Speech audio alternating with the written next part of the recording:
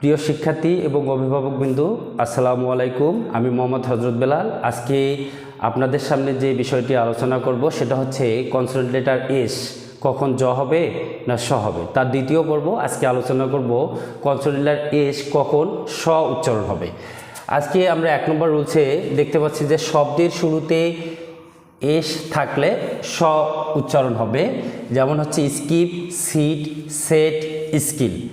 2 নম্বর রুলসে দেখতে পাচ্ছি শব্দের শেষে এস থাকলে স উচ্চারণ হবে, যেমন এখানে হচ্ছে থ্যাঙ্কস, স্টপস, গ্যাস, আস।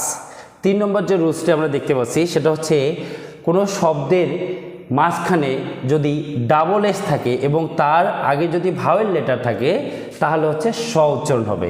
যেমন আমরা এখানে দেখতে পাচ্ছি ক্লাস, এই ক্লাসের ডাবল এস এর সামনে ভাওয়েল আছে হচ্ছে এ, এই কারণে এখানে উচ্চারণ হবে হচ্ছে স।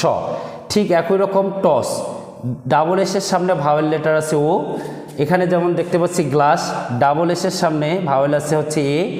ম্যাচ, বস, কিস, পাস এবং masses.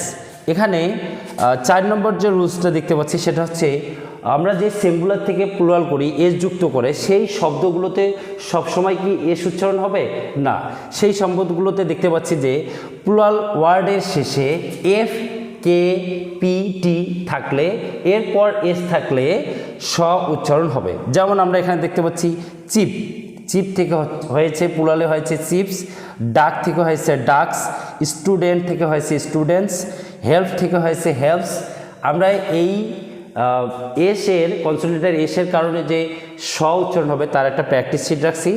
Sitting on the street, shipping shop, in the summer, at sunset. আমাদের সাথে থাকার জন্য ধন্যবাদ সবাইকে।